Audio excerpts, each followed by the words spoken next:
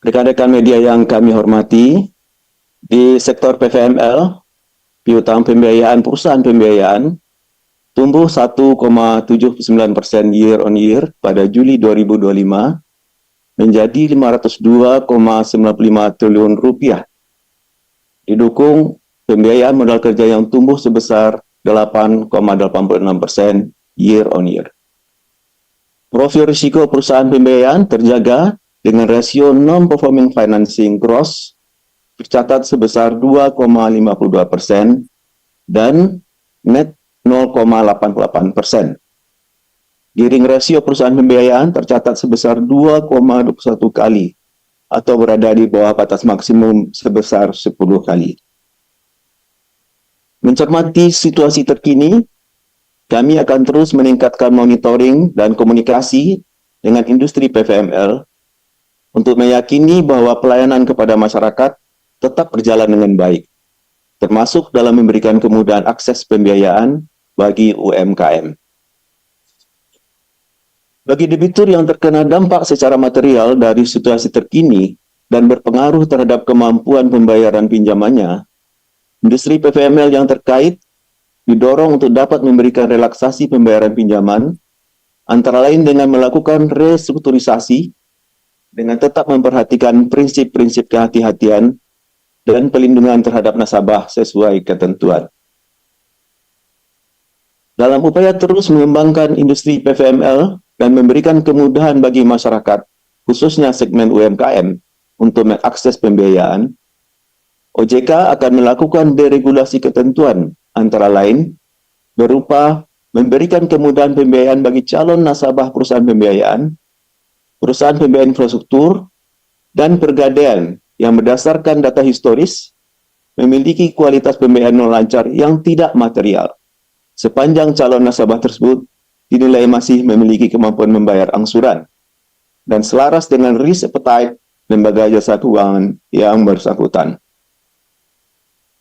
Selain itu, OJK telah menerbitkan SE OJK nomor 19 tahun 2025 tentang penyelenggaraan layanan pendanaan bersama berbasis teknologi informasi yang mengatur antara lain mengenai kewajiban pencantuman disclaimer risiko pada sistem elektronik serta batas usia dan penghasilan minimal penerima dana atau borrower. Demikian update dari kami. Kami kembalikan pada Bu Kiki. Terima kasih. Terima kasih Pak Agusman. Selanjutnya saya mengundang Pak Hasan Fauzi untuk memberikan update dari sektor inovasi teknologi sektor keuangan, aset keuangan digital, dan juga aset kripto. Silakan Pak Hasan. Baik, terima kasih Ibu Kiki, rekan-rekan media yang saya hormati dan banggakan. Selanjutnya kami sampaikan laporan perkembangan untuk bidang inovasi teknologi sektor keuangan, aset keuangan digital, dan aset kripto atau IAKD. Rekan-rekan media yang saya hormati, sejak penerbitan POJK nomor 3 tahun 2024 tentang penyelenggaraan inovasi teknologi sektor keuangan, kami mencatat minat dari penyelenggara ITSK untuk menjadi peserta sandbox di OJK sangat tinggi. OJK telah menerima 233 kali permintaan konsultasi dari calon peserta sandbox. Dan saat ini terdapat 8 peserta sandbox yang terdiri dari 7 penyelenggara dengan model bisnis aset keuangan digital dan aset kripto, dan 1 penyelenggara dengan model bisnis sebagai pendukung pasar. Dan 1 di antaranya dari peserta sandbox tersebut telah kami nyatakan mendapatkan status lulus dari sandbox, yaitu atas nama PT Indonesia Blockchain Persada atau Block2Go dengan model bisnis tokenisasi dari aset komoditas emas.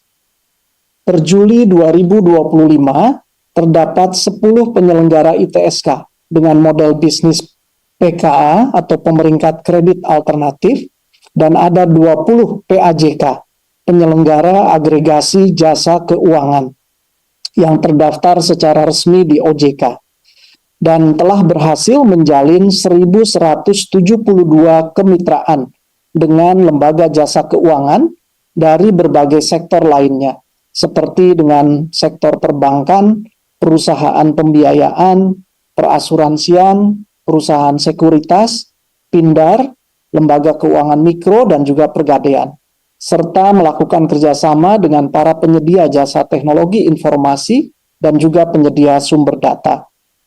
Adapun penyelenggara ITSK dengan jenis PAJK telah berhasil menyelesaikan transaksi yang disetujui oleh mitra senilai 2,44 triliun rupiah selama bulan Juli 2025.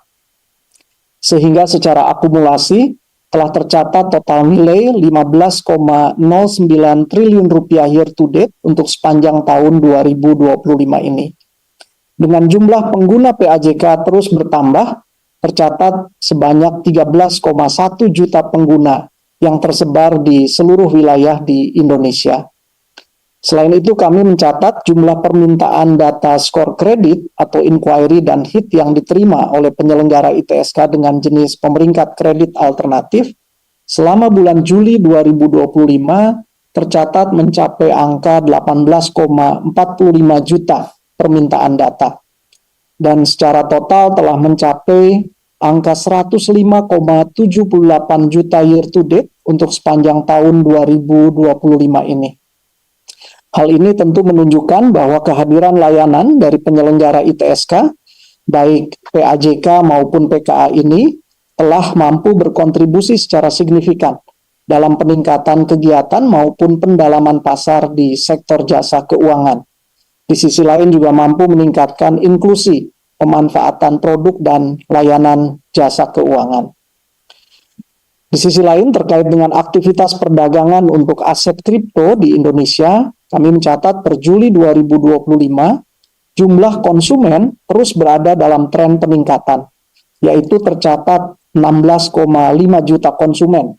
Ini meningkat signifikan sebesar 4,11% jika dibandingkan posisi bulan Juni 2025 yang berada pada angka 15,85 juta konsumen. Adapun untuk nilai transaksi aset kripto sepanjang periode Juli 2025 tercatat sebesar 52,46 triliun rupiah yang juga meningkat signifikan sebesar 62,36% jika dibandingkan posisi Juni 2025 yang mencatat angka sebesar 32,31 triliun rupiah. Sehingga angka total nilai transaksi aset kripto di sepanjang tahun 2025 telah mencapai angka 276,45 triliun rupiah. Sehubungan dengan perkembangan dan situasi terkini di dalam negeri, kami juga dapat menyampaikan bahwa dari sisi penyelenggaraan kegiatan dan operasional baik PKA, PAJK maupun penyelenggara aset keuangan digital dan aset kripto secara umum tetap berjalan normal dan tidak mengalami gangguan operasional. Ini ditandai dengan kami mencatat angka permintaan data skor kredit kepada pemeringkat kredit alternatif, nilai transaksi yang diselesaikan oleh penyelenggara agregasi jasa keuangan, maupun angka nilai aktivitas penempatan dan penarikan dana dan aset kripto yang tercatat di pedagang aset keuangan digital berada dalam kisaran normal. Kondisi ini kami harapkan juga menunjukkan bagaimana kepercayaan konsumen dan kondisi pasar pada industri AKD tetap terjaga dengan baik. Selanjutnya, dalam rangka membangun sektor jasa keuangan digital yang tangguh dan inklusif, OJK melaksanakan beberapa inisiatif strategis, yaitu antara lain kami menerbitkan pedoman keamanan siber untuk penyelenggara perdagangan aset keuangan digital di Indonesia, dan juga telah menyelenggarakan program peningkatan literasi keuangan digital secara berkesinambungan melalui penyelenggaraan Digination Day, serta bersama Asosiasi Fintech Syariah Indonesia atau AFSI, OJK menginisiasi agenda pengembangan potensi syariah di industri IAKD untuk mengidentifikasi peluang sekaligus mengantisipasi risiko penggunaan aset kripto dalam sistem keuangan syariah nasional. Demikian yang dapat kami sampaikan. Terima kasih. Kami